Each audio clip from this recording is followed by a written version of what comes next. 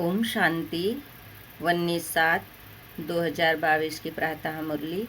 ईश्वरीय महावाक्य सुनेंगे।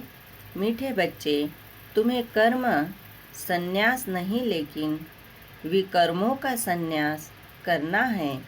कोई भी विकर्म अर्थात पाप कर्म नहीं करने हैं। प्रश्न है, तुम बच्चे किस अभ्यास से डेड साइलेंस का अनुभव कर सकते हो? उत्तर में कहा, अशरीरी बनने का अभ्यास करो। एक बाप के सिवाय दूसरा कोई भी याद न आए।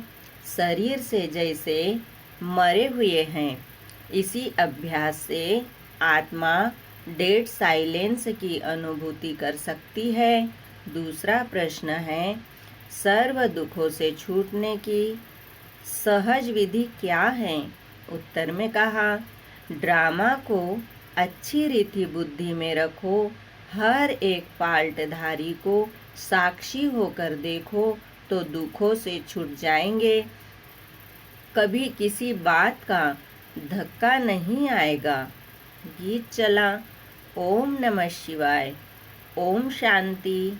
यह जो गीत में अक्षर निकलते हैं, शिवाय नमः, यह भक्ति के वचन हैं। हे शिव बाबा, आपको हम नमस्कार करते हैं, परंतु भगत लोग जानते ही नहीं कि शिव बाबा कौन है। कोई एक भी शिव का भगत शिव को नहीं जानते हैं। शिव बाबा बिल्कुल साधारण अक्षर है, तो शिवाय नमः कहना यह भी भक्त का अंश है। बाबा ने कहा, तो शिवाय नमः कहना यह भी भक्ति का अंश है। अब तुमको क्या कहना है? तुम कभी ऐसे नहीं कहेंगे कि शिवाय नमः कहो। वास्तव में कहने की भी दरकार नहीं रहती। बच्चों को घड़ी घड़ी नहीं कहा जाता। बाबा ने कहा, बच्चों को घड़ी घड़ी नहीं कहा जाता कि बाप को याद करो। वह तो छोटे बच्चों को सिखलाया जाता है, वह अल्फबे पढ़ाया जाता है। वास्तव में इसमें कहना भी कुछ नहीं है। फिर बाबा ने कहा, मन मना भव भी नहीं कहना होता। यह भी संस्कार अक्षर है। तुमको तो कभी संस्कृति, बाबा ने कहा, यह भी संस्कृति अक्षर है। तुमको तो कभी संस्कृत में समझाया नहीं गया है। बच्चे जानते हैं, हमको तो बाप को ही याद करना है। आत्मा स्वयं जानती है। बाप ने परिचय दिया है, बच्चे अब मुझे याद करो तो तुम्हारे विकर्म विनाश हो जाएंगे। तो यह याद करना बच्चों का फर्ज हुआ। फिर बाबा ने कहा, यहाँ आकर जब बैठते हो तो बाप की याद में अशरीरी होकर बैठना है। ज्ञान भी बुद्धि में बैठाना है। बाबा ने कहा, ज्ञान भी बुद्धि में बैठता है। हम आत्मा बाप को याद करते हैं। यह शरीर तो ऑर्गेन्स है, इनकी क्या वैल्यू है? बाजा कितना भी फर्स्ट क्लास हो, अगर मनुष्य बजाता ठीक नहीं हो तो बाजा किस काम का? ऐसे ही मुख्य आत्मा है। आत्मा जानती है हमें यह ऑर्गेन्स मिले हैं कर्म करने के लिए। हम कर्म योगी हैं, कर्म सन्यासी हो नहीं सकते।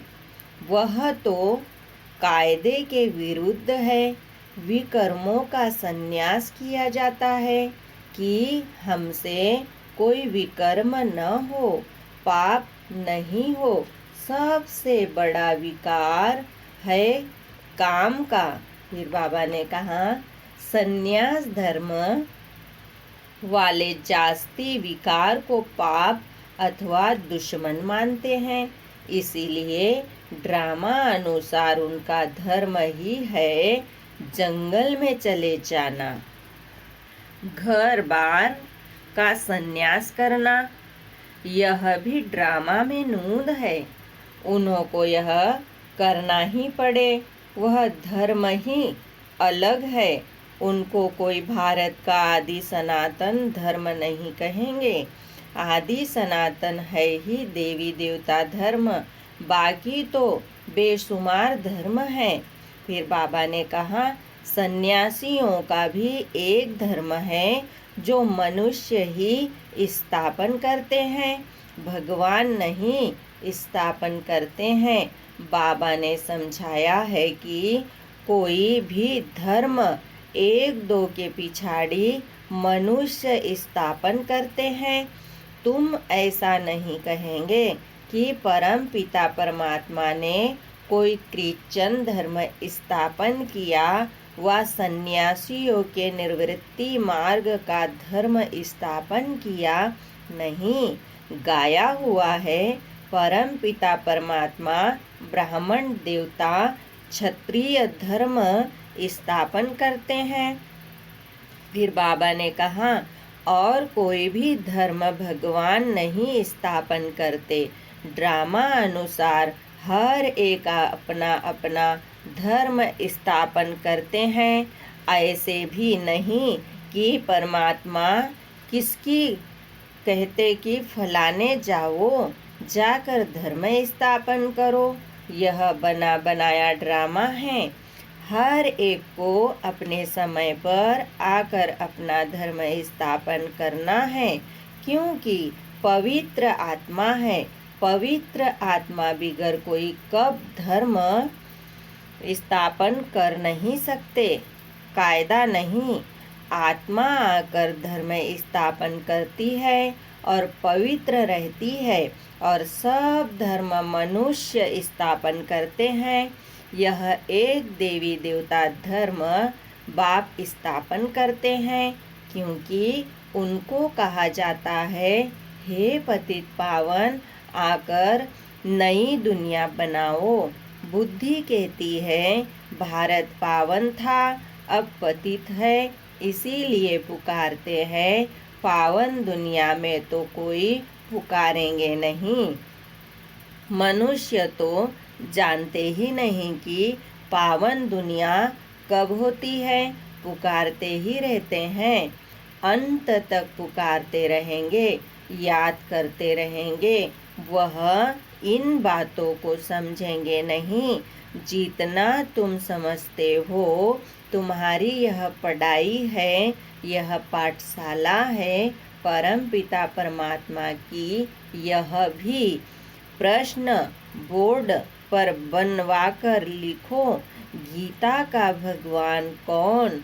एक तरफ लिखो बाप की महिमा, वह मनुष्य सृष्टि का बीज रूप सत है, चैतन्य है, ज्ञान का सागर है।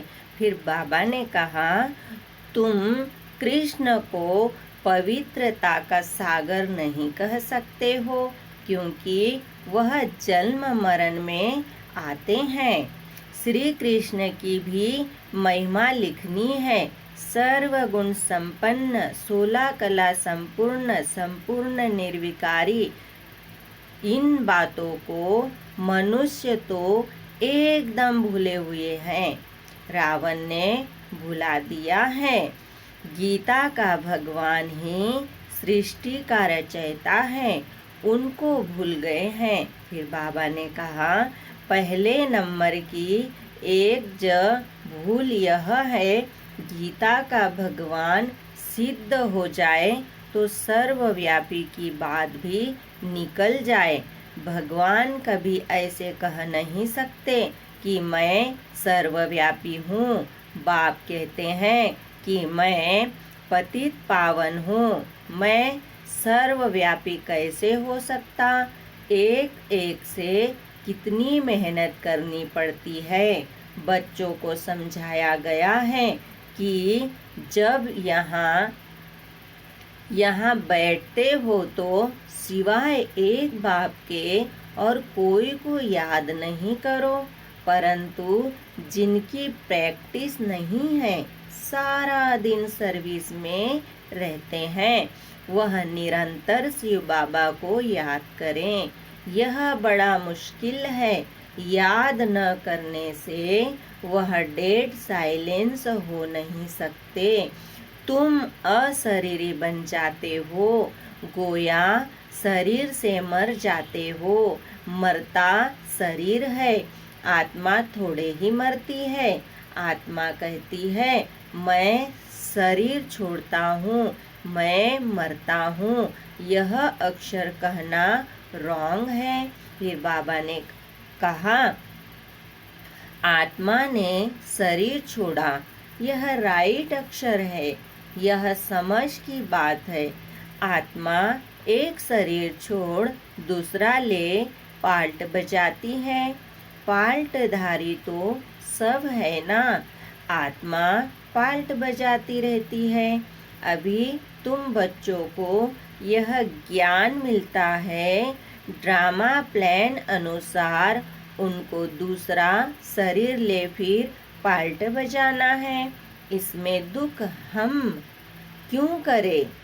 इस ड्रामा में हम एक्टर है, यह बात भूल जाती है। ड्रामा को जान जाए तो दुख कभी हो नहीं सकता। तुम ड्रामा के आदि मध्य अंत को जानकर कहते हो फलानी आत्मा ने शरीर छोड़ा, जाकर दूसरा शरीर लिया। हर एक अपना पार्ट बजा रहे हैं। भल तुमको ज्ञान मिला है तो भी जब तक परिपक्व अवस्था हो तब तक कुछ पक्का आ जाता है।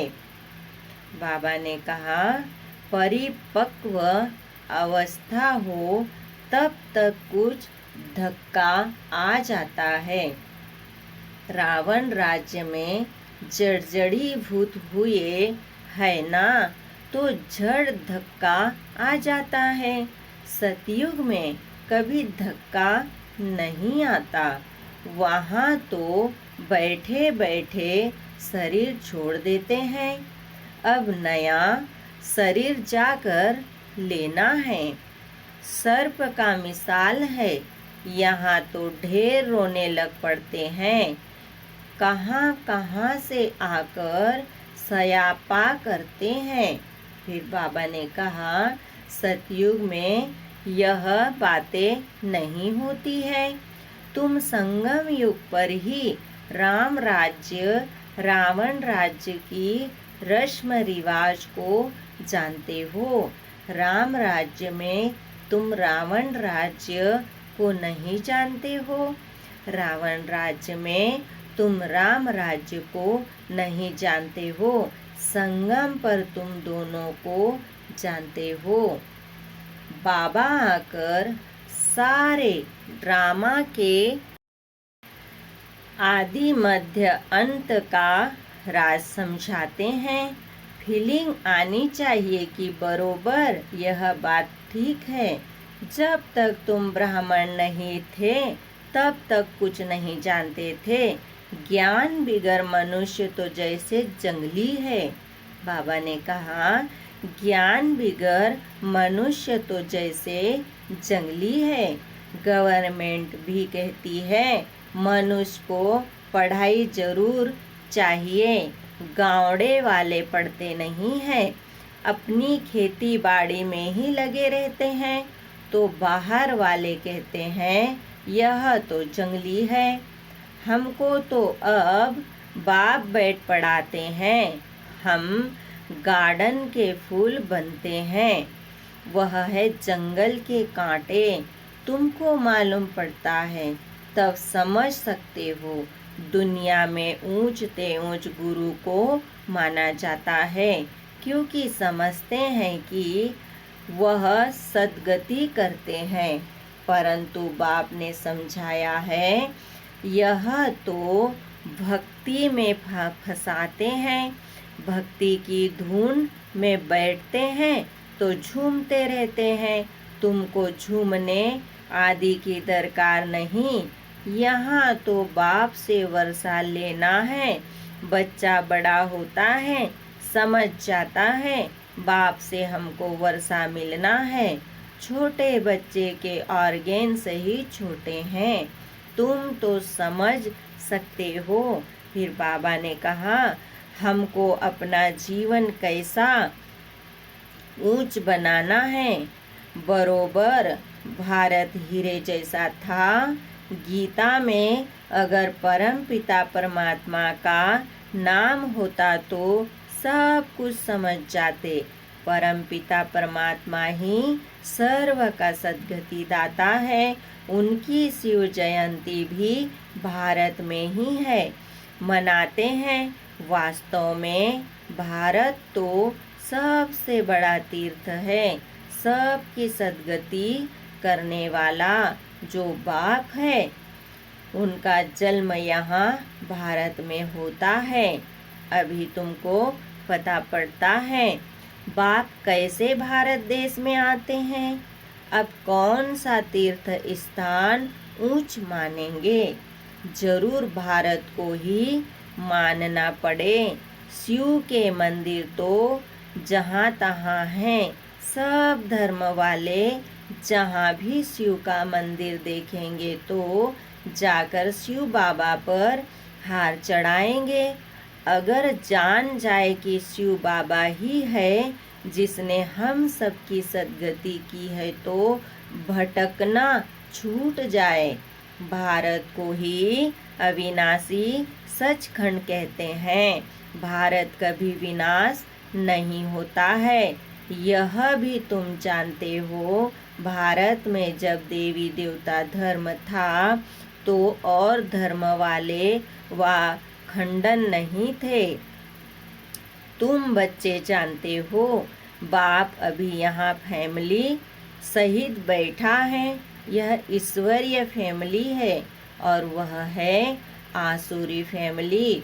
तुम्हारे में भी कोई कोई है जो अच्छी तरह समझते हैं, शुद्ध अहंकार में रहते हैं। देह अभिमान है, अशुद्ध अहंकार। देवताओं के चेहरे पर कितना हर्षितपना रहता है। तुम्हारा शुद्ध अहंकार गुप्त है। आत्मा को बहुत खुशी होती है।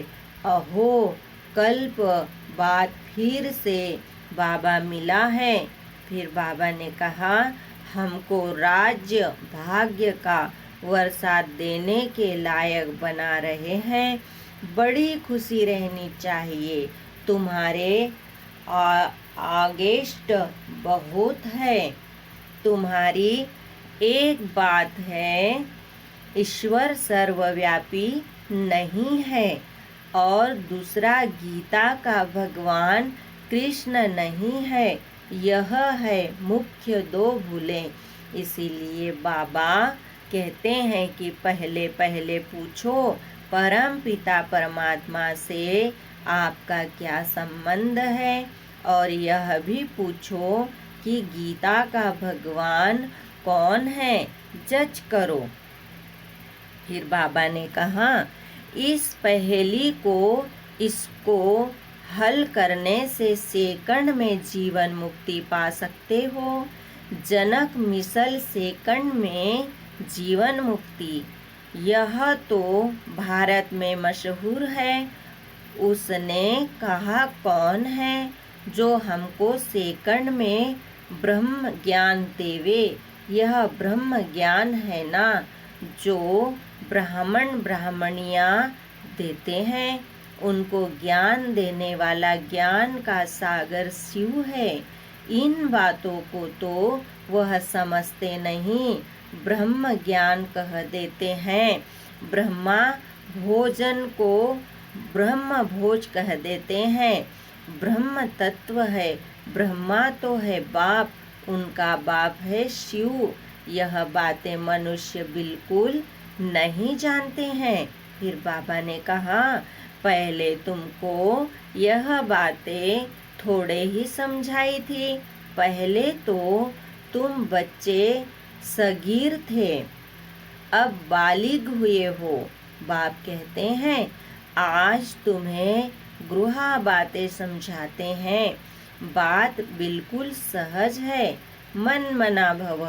जैसे बीज और झाड़ का विस्तार कितना लंबा है, समझते रहते हैं।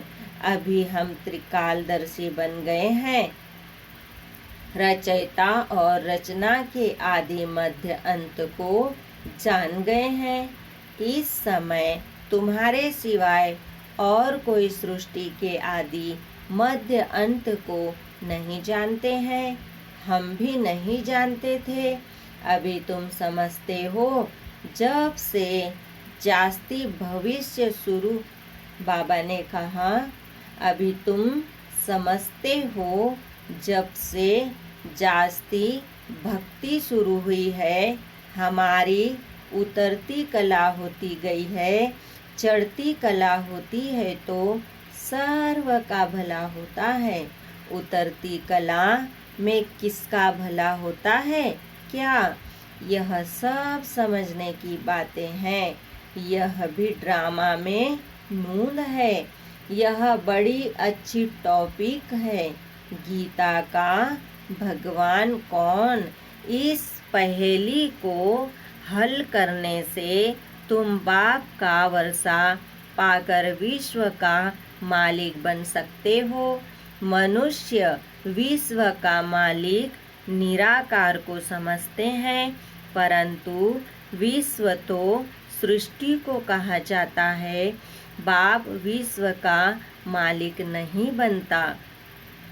बाप कहते हैं मैं निष्काम सेवाधारी हूँ, तुम मोस्ट बिलवेड चिल्ड्रन हो। मैं तुम्हारा ओबीडियंट सर्वेंट हूँ। तुम पुकारते हो हे पतित पावन, आकर पावन बनाओ। हाजिर सरकार आया हूँ।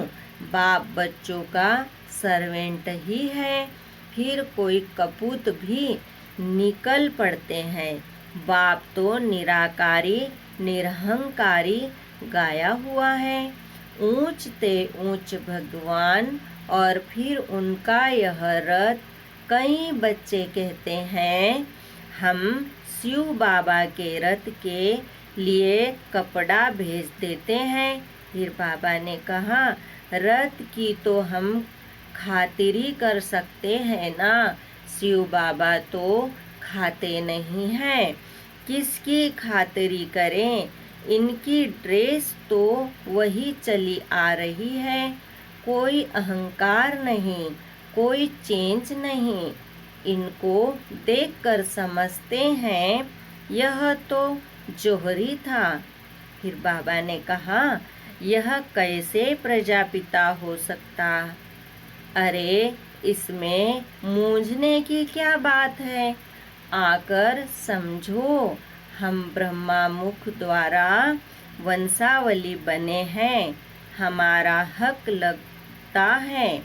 बाबा ने कहा हमारा हक लगता है विश्व का मालिक बनने का।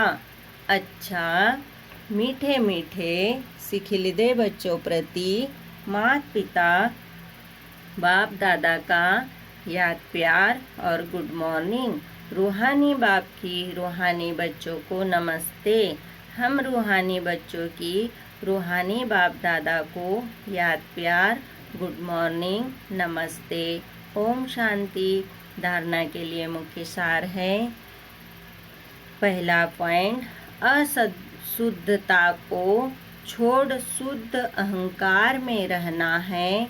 यह चेहरा देवताओं जैसा सदा हर्षित रखने के लिए अपार खुशी में रहना है। सेकंड पॉइंट, बाप दादा समान निरहंकारी बनना है। सेवाधारी बनकर सबूत देना है, कभी कपूत नहीं बनना है। वरदान है एक बाप दूसरा ना कोई।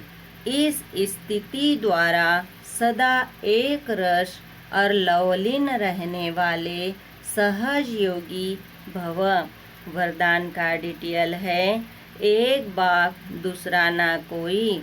जो बच्चे ऐसी स्थिति में सदा रहते हैं, उनकी बुद्धि सार स्वरूप में सहज स्थित हो जाती है। जहाँ एक बाप है, वहाँ स्थिति एक रस और लवलीन है। अगर एक के बजाय कोई दूसरा तीसरा आया तो खीट खीट होगी। इसीलिए अनेक विस्तारों को छोड़ सार स्वरूप का अनुभव करो। एक की याद में एक रस रहो तो सहज योगी बन जाएंगे। स्लोगन, दिल में सदा यही अनहद गीत बजता रहे कि मैं बाप की, बाप मेरा। ओम शांति। शुक्रिया बाबा, शुक्रिया। ओम शांति, ओम शांति, ओम शांति।